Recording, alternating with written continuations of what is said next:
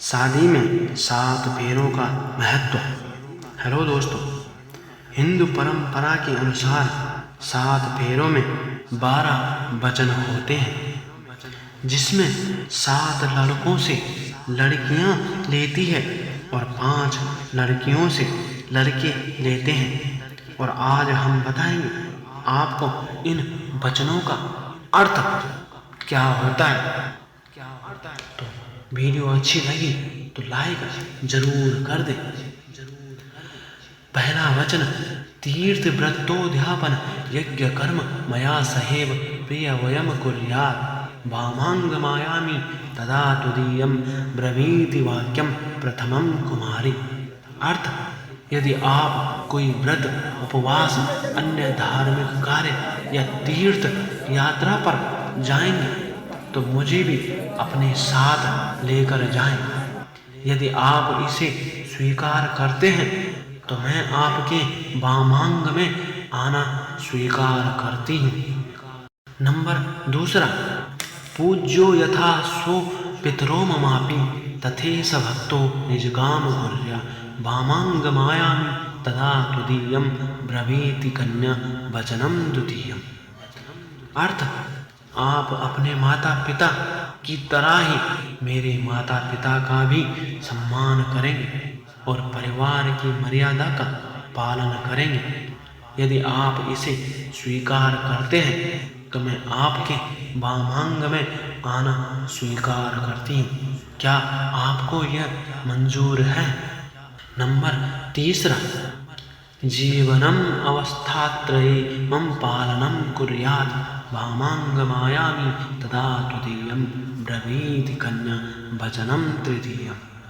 इसका अर्थ है, आप जीवन में तीनों अवस्थाओं, युवा अवस्था, प्रौढ़ अवस्था, वृद्धावस्था में मेरा पालन करते रहेंगे। यदि आप इसे स्वीकारते हैं तो मैं आपके वामांग में आना स्वीकार करती हूँ। क्या आपको यह मंजूर है? नंबर चौथा, कुटुंब संपालन सर्वकार्य कर्तु प्रतिज्ञा यदि कांत कुर्यात् वामांग मायामि तदा तुदीयम ब्रवीति कन्या वचनम चतुर्थ। अर्थ, अब हम विवाह के बंधन में बंध रहे हैं तो भविष्य में परिवार की सभी आवश्यकताओं की पूर्ति की जिम्मेदारी आपके कंधों पर है। अगर इसे स्वीकार करें तो मैं आपके वामांग में आना स्वीकार करती हूँ। क्या यह वचन आपको स्वीकार है? नंबर पाँचों, स्वसद्यकारे व्यवहार कर्मण्य व्यये ममापि मंत्रयेथ वामांग मायामि तदा तुदीयम ब्रूते वच पंच मंत्र कन्या। अर्थ, अपने घर के कार्यों में, विवाह आदि लेन देन और अन्य किसी हेतु खर्च करते समय यदि आप मेरी भी राय लिया करेंगे तो मैं आपके वामांग में आना स्वीकार करती हूँ। क्या यह आपको मंजूर है? नंबर 6, नमेपमानं सविदेशकीनां दूतं न व दुर्वसनं भजस्ते वामांग मायामि तदा त्वदीयं ब्रवीति कन्या वचनम च षष्ठम। अर्थ, यदि मैं कभी सहेलियों के साथ रहूं तो आप सबके सामने कभी मेरा अपमान नहीं करेंगे। जुआ या किसी तरह की बुराइयां अपने आप से दूर रखेंगे तो ही मैं आपके वामांग में आना स्वीकार करती हूँ। क्या यह वचन आपको स्वीकार है?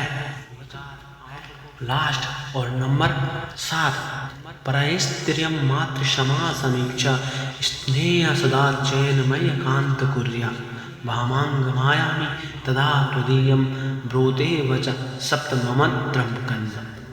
अर्थात, आप पराई स्त्री को माँ समान समझेंगे और पति पत्नी के आपसी प्रेम के बीच अन्य किसी को भी नहीं आने देंगे।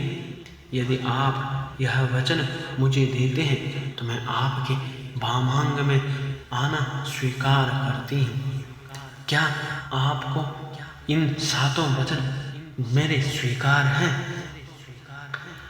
फिर आते हैं लड़के के 5 वचन जो वह लड़की से मांगता है। प्रथम वचन क्रीड़ा शरीर संस्कार समाजोत्सव दर्शनम हास्यम प्रगृह्यानम त्यजेत प्रोसित भातृक।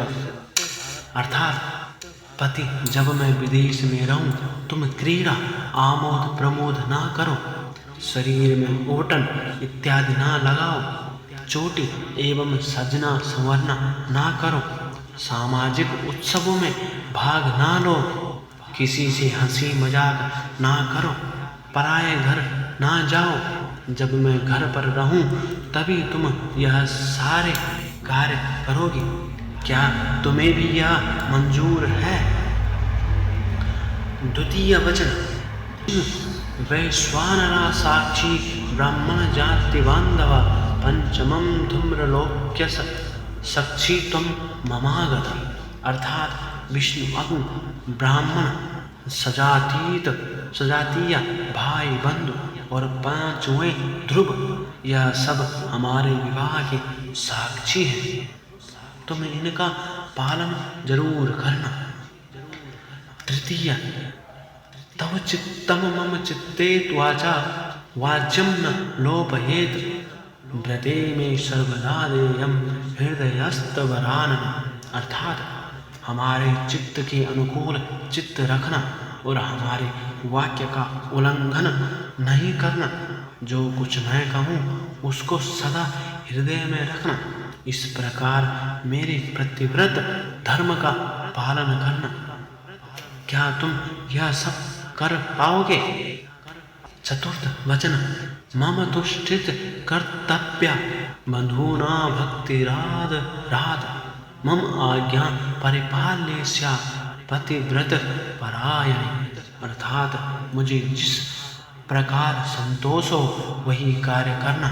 हमारे भाई बंधुओं के प्रति आदर के साथ भक्ति भाव रखना।